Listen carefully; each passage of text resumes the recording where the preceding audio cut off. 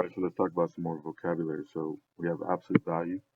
So absolute value is a number's distance from zero on the number line, and it's represented by these two bars here. And so the absolute value of 4, for example, is the distance that 4 is on the number line to 0, right? So this 4 here is 4 units away from 0. If you were to count these out, 1, 2, 3, 4, okay? But the absolute value of negative 4 is also equal to 4, right? So the absolute value of 4 equals 4, but the absolute value of negative 4 also equals 4 because the distance from negative 4 to 0 is also 1, 2, 3, 4, okay? So in other words, there's two inputs for an absolute value. Most of the time, there's one special case for this, but there's two inputs that yield or give you the same output, right? That produce the same output. That's an interesting thing about absolute value. When we solve absolute value equations, that's going to present a difference that we don't see with normal equations. All right, so now an empty set. An empty set is the solution set for an equation that has no solution. So when an equation has no solution, that's the answer is the empty set, and you can use this symbol for empty set or no solution, or you can use this symbol, basically empty braces. All right, and then we'll talk about constraints a little bit from time to time. Constraints are conditions that are given to variables or values.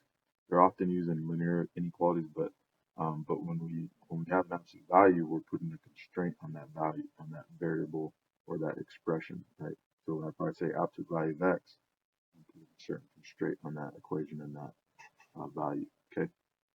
All right, and then the last one, extraneous solutions. Those are numbers that do not satisfy the original equation. So they might look like they work. They might, when you work it out algebraically, they might seem valid, but if you plug it back into the original equation, they do not work. Okay, and we'll see that a lot. We'll see extraneous solutions with absolute value situations. We'll see it with radicals, among other things, trig equations, and so forth. All right, just wanted to show you this.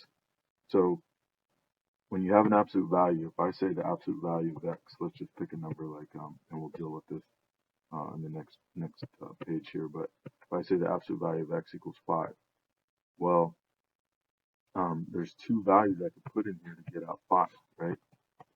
I could either say, well, the absolute value of 5 equals 5, or the absolute value of negative 5 equals 5, right? Like we just talked about with the 4 and negative 4 above, right?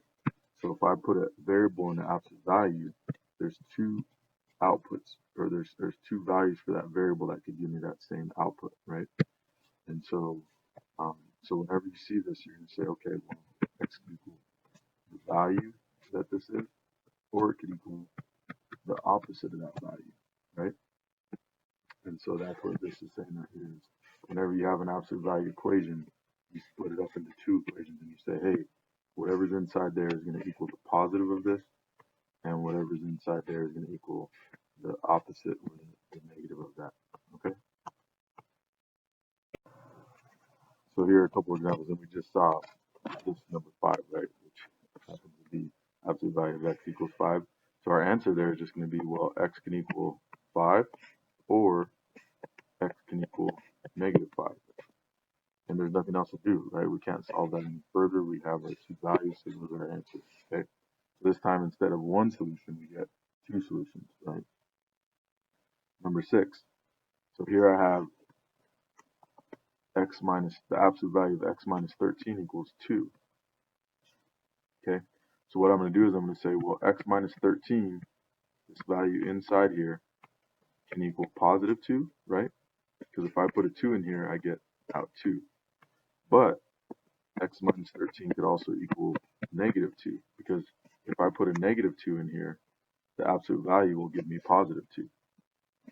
So those are my two setups. Okay, so whenever you have an absolute value equation, most of the time at least, you're gonna break it up into two linear equations or two kind of normal equations like we saw in two examples. And from here, we're just solving, right? So all I'm going to do is isolate the variable.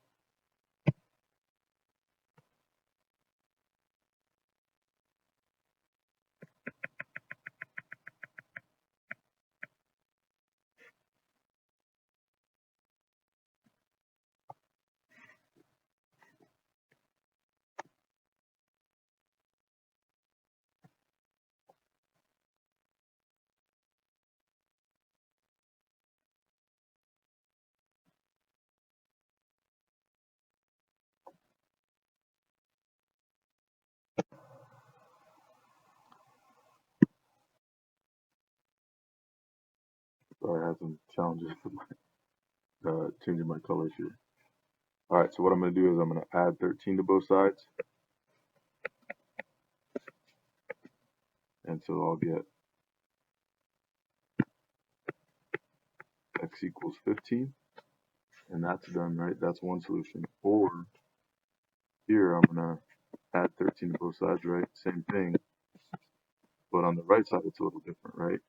So I get x equals negative 2 plus 13 is 11. So those are the two possibilities. Just some real quick mental math. If I plug in 15, 15 minus 13, it's 2, right? Does the absolute value of 2 equal 2? Yep.